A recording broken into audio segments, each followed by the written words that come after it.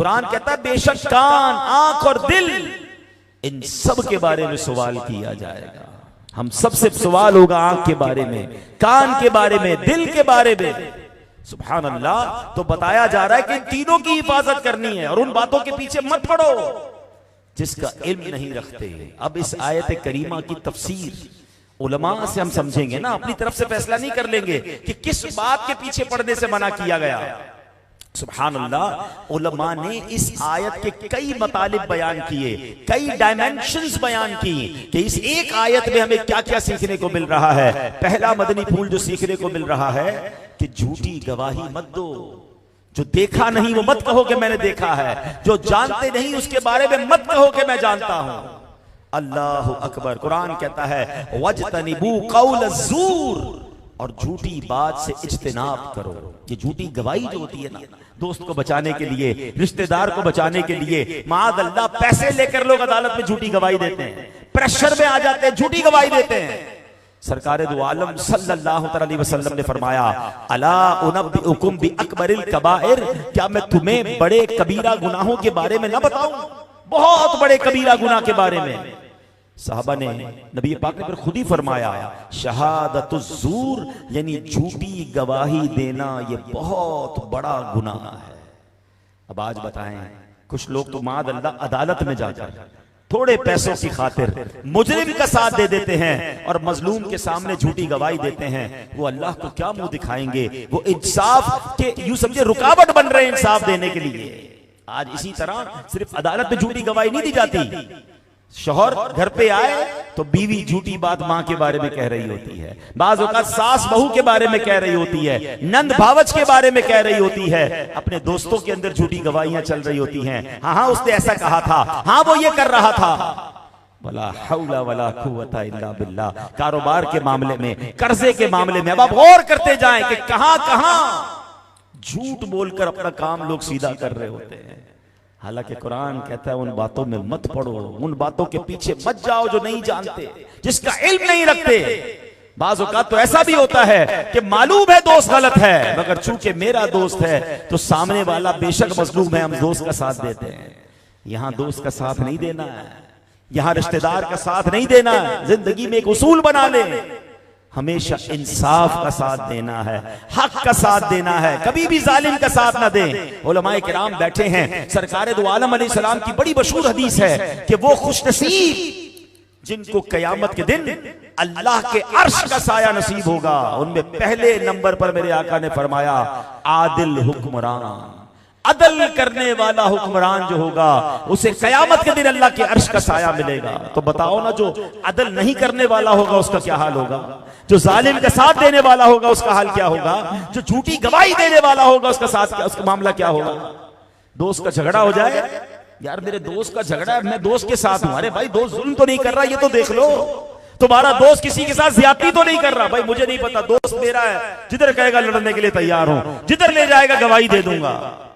वला हौला वला कुव्वता इल्ला बिल्लाह। कुरान कह रहा है उन बातों में मत पड़ो जिसका इल्म नहीं रखते।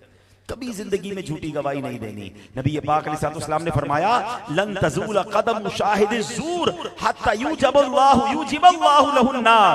झूठे गवाह के कदम भी ना हटने पाएंगे कि अल्लाह पाक उसके लिए जहन्नम वाजिब फरमा देगा।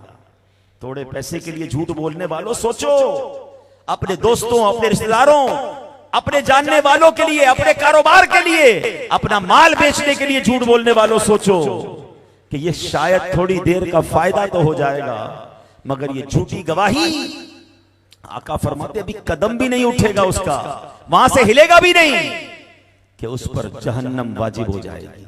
किधर जाएंगे हम? आगे चलते हैं। इसी आयत का दूसरा एक खूबसूरत पहलू, एक दूसरा मामला।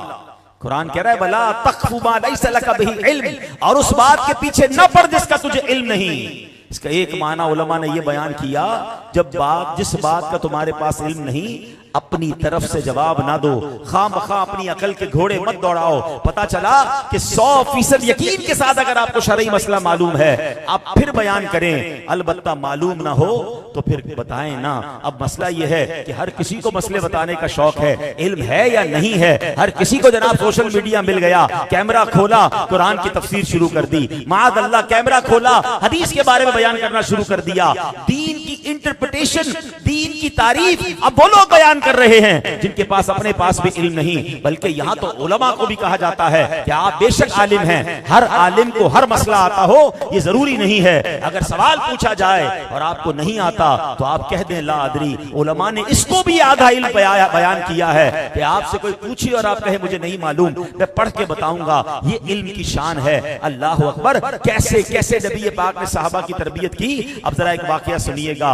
अल्लाह अकबर। एक बार क्या हुआ कि अगर किसी ने गलत मसला बता दिया ना तो उसका इजाला भी करना पड़ेगा। ऐसा नहीं बंदा तौबा कर ले, कोई बताए कि यार आपसे गलती हो गई थी बयान में, आपने किताब में गलत लिख दिया था, आपने उस दिन मसला गलत बता दिया था, आपका मैं अल्लाह से माफी मांगता हूं। नहीं नहीं, जिसको गलत बताया है या आपकी बात जहां तक पहुंची है अब इसका इजाला भी करना होगा। अल्लाह अकबर। एक बार क्या हुआ, सहाबी रसूल हजरत अबू हुरैरा रज़ियल्लाहु अन्हु, कितने बड़े सहाबी, ठीक है। नबी पाक सल्लल्लाहु अलैहि वसल्लम एक मरतबा इशा की नमाज पढ़ा के वापस जा रहे थे। मैंने देखा कि नबी पाक के रास्ते में एक औरत खड़ी है, अपने आप को पूरी तरह ढांक कर रखा है। उसने मुझे बुलाया, कहती ऐ अबू हुरैरा मुझसे बहुत बड़ा गुनाह हो गया है, क्या मेरे लिए तौबा है। मैंने गुनाह की तफसील पूछी, उसने अपना गुनाह बताया। मैंने कहा तू तो हलाक हुई, दूसरों को भी हलाकत में डाल दिया, इतना बड़ा गुनाह करके तू तौबा की उम्मीद रखती है। अल्लाह पाक की कसम तेरे लिए कोई तौबा नहीं। हजरत अबू हुरैरा ने यह बयान कर दिया। अच्छा, सैयदना अबू हुरैरा रज़ियल्लाहु अन्हु ने जब ये बयान किया तो वो औरत तो शर्मिंदगी का इतना गलबा हुआ, कांपने लगी और कांपते कांपते बेहोश हो गई। हजरत अबू हुरैरा कहते कि मैं तो अपने रास्ते चला गया। फिर ख्याल आया कि सरकार दो आलम अलैहिस्सलातु वस्सलाम दरमियान हमारे मौजूद हैं, मैंने उनसे पूछे बगैर ही हुक्म सुना दिया, मैंने उनसे बात ही नहीं की, मैंने उनसे मसला पूछा ही नहीं। कहते मैं नबी पाक की बारगाह में गया, आका को सारी बात बताई कि एक औरत आई थी, बहुत बड़ा गुनाह करके आई थी, हुजूर पूछ रही थी कि मेरी तौबा कबूल है कि नहीं। मैंने तो कह दिया तेरी तौबा कबूल नहीं। अल्लाह अकबर। नबी पाक ने ये सुना तो फरमाया इन्ना लिल्लाहि व इन्ना इलैहि राजिऊन। ऐ अबू हुरैरा तू खुद भी हलाक हुआ, उस औरत को भी हलाकत में डाला, क्या तुम्हें अल्लाह का ये फरमान याद नहीं। फिर नबी पाक ने कुरान की ये आयत पढ़ी, इल्ला मन ताबा व आमना व अमिला अमलन सालिहन फउलाइका युबद्दिलुल्लाहु सय्यिआतिहिम हसनात व काना अल्लाहु गफूरर रहीमा। क्या शानदार ऐलान है तौबा करने वालों के लिए कुरान में। अल्लाह फरमाता है मगर जो तौबा करे और ईमान लाए और अच्छा काम करे तो ऐसों की बुराइयों को अल्लाह नेकियों से बदल देगा और अल्लाह बख्शने वाला मेहरबान है। खुदा की कसम इस आयत में जो दिलासा है, अरे अल्लाह गुनाह माफ कर दे ये उसकी बड़ी मेहरबानी है। मगर सच्ची तौबा करने वाला हो और रब तौबा कबूल करे तो सिर्फ गुनाह माफ नहीं फरमाता, गुनाहों को नेकियों से बदल देता है। क्या शान है मेरे करीम की। ऐसे करीम की नाफरमानी बंदा करे, ऐसे करीम मालिक को कैसे नाराज करे। नबी पाक ने ये आयत सुनाई सैयदना अबू हुरैरा को। अल्लाह अकबर। हजरत अबू हुरैरा को एहसास हो गया मैंने गलत मसला बयान कर दिया है। आप पर यह एहसास इतना गालिब हुआ, आप मदीना मुनव्वरा की गलियों में आवाज लगाने लगे। एक औरत ने रात मुझसे मसला पूछा था, औरत ने चेहरा ढापा हुआ था, आप जानते नहीं थे वो औरत कौन सी है, अब उसकी तलाश जारी है, आप ऐलान करते जा रहे हैं कोई बता दे वो औरत कौन है। सारा दिन सदा लगाते रहे, रात जाकर पता चला कि वो कल जो औरत आई थी वो फिर उसी जगह खड़ी है। आप उसके पास गए, नबी पाक का फरमान सुनाया और सुनाया तुम्हारी तौबा बिल्कुल कबूल होगी, अल्लाह बड़ा गफ्फार है, वो सत्तार है, तौबा करना है तुमने। ये औरत तो खुशी के मारे अब बेहोश हो गई, पहले गम के मारे तकलीफ के मारे बेहोश हुई थी, अब खुशी के मारे बेहोश हो गई। और अब कहती है सुनते ही खातून इतनी खुश हुई कि मारे खुशी के कहा मेरा एक बाग है, मैंने अपने गुनाह के कफारे में वो बाग राहे खुदा में सदका कर दिया। अब इस वाक़े से कई बातें सीखने को मिल रही हैं। किसी को ना उम्मीद नहीं करना चाहिए। कुछ लोग जो हैं या तो खुद ना उम्मीद हो जाते हैं या दूसरों को इतने सुना रहे होते कि तेरी तो बिल्कुल तौबा कबूल नहीं, तू पक्का जहन्नमी। अब वो बंदा अल्लाह के करीब कैसे आएगा। मैं और आप कौन है किसी के बारे में फैसला करने वाले। वो करीम मालिक है, वो चाहे तो एक नुक्ते पर मगफिरत फरमा दे। तू करीम ही जो ठहरा, तो करम के क्या ठिकाने, तू करीम ही जो ठहरा तो करम के क्या ठिकाने, तू नवाजने पे आए तो नवाज दे ज़माने। कभी मायूस नहीं होना है, कितने भी गुनाह क्यों ना हो, आ जाओ उसकी बारगाह में, सर झुका दें। अल्लाह की शान बहुत बड़ी है, वो करीम है, वो माफ करने वाला। याद रखिए, ईमान की तारीफ उलमा ने बयान की, अल ईमान बैनल खौफ वर रिजा। ईमान खौफ और उम्मीद के दरमियान की शय का नाम है।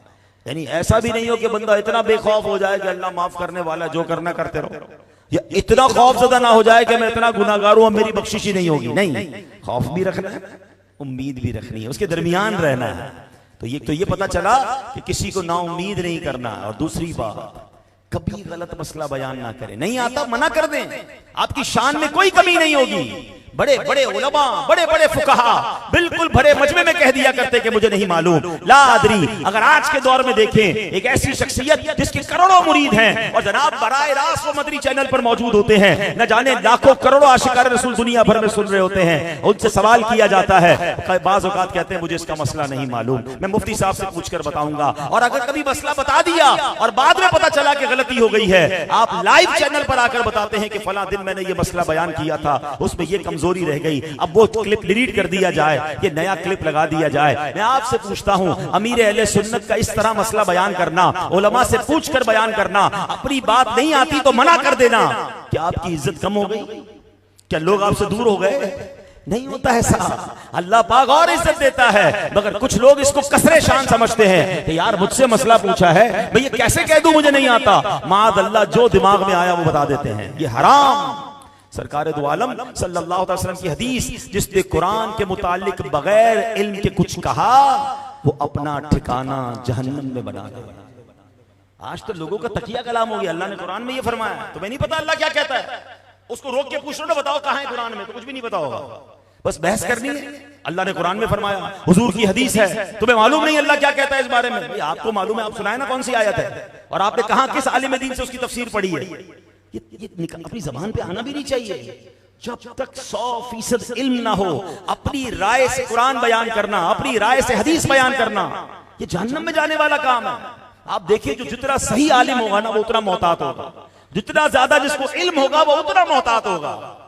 ये बेइल्म पानी के बुलबुले आपको सब जरा नजर आ रहे हैं। और अफसोस ये है कि हमारे नौजवान, सोशल मीडिया सबके पास है, सबको सुनना है, सुन के फिर परेशान हो रहे हैं कि हजरत फलां तो ये कहता है, फलां ये कहता है। अल्लाह के बंदों, पहले अपना अकीदा तो सीख लो। छोटी सी क्लिप आती है, लोग परेशान हो जाते हैं। सदियों से जो हमारे औलिया किराम, सहाबा किराम, हमारे उलमा में सिखाते आ रहे हैं, लेकिन आज कोई एक छोटा सा क्लिप आ जाए तो परेशान हो जाते हैं कि यार हम रफ़ा देन क्यों नहीं करते, हम ये 2 रकअत वितर की क्यों नहीं पढ़ते, फला आलिम तो कह रहा था 1 रकअत भी होती है, 2 भी होती है, हम 3 क्यों पढ़ते? अपना इल्म मौजूद नहीं है, सबको सुन के कंफ्यूज होना है। तो मेरे प्यारे भाई, पहले खुद तो इल्म हासिल कर ले। और इल्म किससे सीखना है? जो उलमा हैं, उलमाए हक हैं। प्रॉब्लम यह है कि हमने उलमाए हक से दीन सीखा नहीं और सोशल मीडिया पे सबको सुनना शुरू कर दिया। मैं सिर्फ एक मिसाल के जरिए बात को समझा देता हूं। आपको अपना घर बनाना हो, ठीक है, किसी दर्जी, आपका मोहल्ले में एक दर्जी हो, कपड़े बड़े अच्छे सीता है, आपका बेस्ट दर्जी कोरंगी का। कोई बंदा कहे यार ये कपड़े बड़े अच्छे सीता है, घर भी इसी से बना लेते हैं, तो आप क्या कहेंगे? भाई वो दर्जी है, वो बिल्डर नहीं है, ठीक है। अच्छा, एक बंदा जो है, आप जब भी जाते हैं कसाई के पास, वो गोश्त बड़े अच्छे तरीके से काटता है, आप कहते हैं यार इसकी हाथ बड़ा अच्छा चलता है, अपने बेटे का ऑपरेशन भी इसी से करवा लेते हैं। आप कहेंगे वो कसाई है, वो डॉक्टर नहीं है। मौलाना साहब, तबीयत खराब हो गई आपकी, इलाज डॉक्टर से होता है, गोश्त कसाई से लेना होता है, बिल्डिंग घर जो है वो बिल्डर से बनाना होता है, जूते मोची से सिलवाने होते हैं, वो सब पता है आपको। तो मुझे बताओ ना, फिर दीन किससे सीखना होता है? फिर उलमा, यानी हर चीज का एक्सपर्ट चाहिए। दीन जो बयान करे हम उसका सुनना शुरू कर देते हैं। उससे पहले ये तो चेक करो वो खुद आलिम है कि नहीं, उसने खुद दीन कहां से सीखा है, क्या उसके दिल में इश्क़ सहाबा है, इश्क़ अहले बैत है, अल्लाह रसूल की मोहब्बत है कि नहीं। पता चला वो जनाब इल्म सिखाते सिखाते, कुरान पढ़ते पढ़ते मेरे सहाबा के खिलाफ बात कर देता है, कभी अहले बैत के खिलाफ बात कर देता है, कभी माअज़ल्लाह औलिया किराम के खिलाफ बात करता है। ऐसे बंदे की बात सुननी क्यों है? कोई आपके बाप को बुरा भला कहे, आपकी वालदा को बुरा भला कहे, आप उससे दीन सीखोगे? उसके तो करीब भी नहीं जाओगे। और सहाबा के काम के बारे में कोई बकवास कर रहा है, कह रहे हैं यार हम तो कुरान सुनते हैं ना, उसका क्लिप बड़ा मशहूर हो जाता है। क्या हो गया हमें? इसीलिए कुरान कहता है कि उन बातों में मत पढ़ो कि जिसका तुम्हें इल्म नहीं है। अल्लाह ने इतने प्यारे उलमा दिए, उलमाए हक दिए, उनके कदमों को थाम लें। ये फितने आते रहेंगे, ये तूफान आते रहेंगे, मगर अल्लाह की रहमत से जो आला हजरत के दामन से वाबस्ता उलमाए किराम हैं, आप उनका दामन थाम लें इंशाअल्लाह।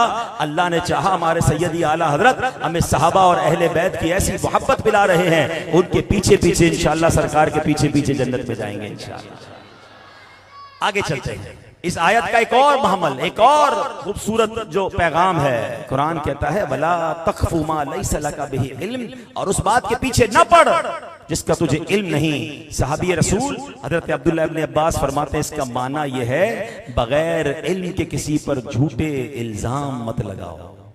अल्लाह अकबर, ये बदगुमानियां और ये इल्जाम तो इस कदर आगे बढ़ गए हैं, तौबा तौबा, हर बात में बदगुमानी है। किसी को फोन किया, फोन नहीं उठाया, हाँ भाई अब तो अमीर आदमी हो गया है ना, गुरूर आ गया, तकब्बुर आ गया, अब मेरा फोन कहाँ उठाएगा, पैसे वालों का फोन उठाता है। अरे अल्लाह के बंदो, बंदा कभी कभी नहीं उठा सकता फोन। इस वक्त आप इज्तिमा में बैठे, बहुत सारों के फोन बज रहे होंगे, साइलेंट है जेब में, फोन आप नहीं उठा रहे, और आपके बारे में बदगुमानी कर रहा है कि यार बड़े मुतकब्बिर हो गए हैं। तो क्या है ये? हराम, जहन्नम में ले जाने वाला काम। यानी आप बात तो करें, देखिए इस कदर बदगुमानी बढ़ गई है। शौहर थोड़ी सी तवज्जो कम हो जाए बीवी पर, तो बीवी समझती, लगता है सास ने कुछ अमल करवा दिया होगा। सास से 2 दिन शौहर अपने माँ से ना मिले, लगता है बीवी ने कुछ करा दिया होगा।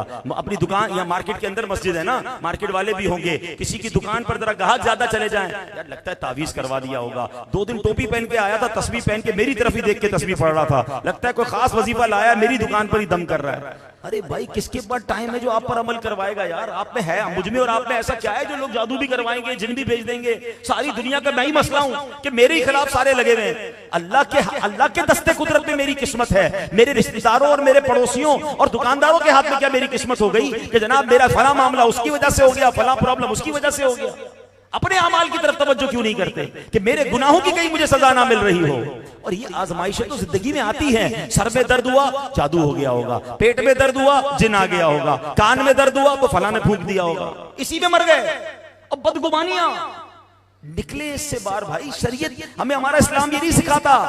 ऐ मेरे प्यारे इस्लामी भाइयों, कुरान कहता है इन्नल हुक्म इल्ला लिल्लाह, फरमाया हुक्म तो अल्लाह ही का चलता है। और एक मकाम पर फरमाया अल वलायतु लिल्लाहिल हक, और तमाम इख्तियार सच्चे अल्लाह का है।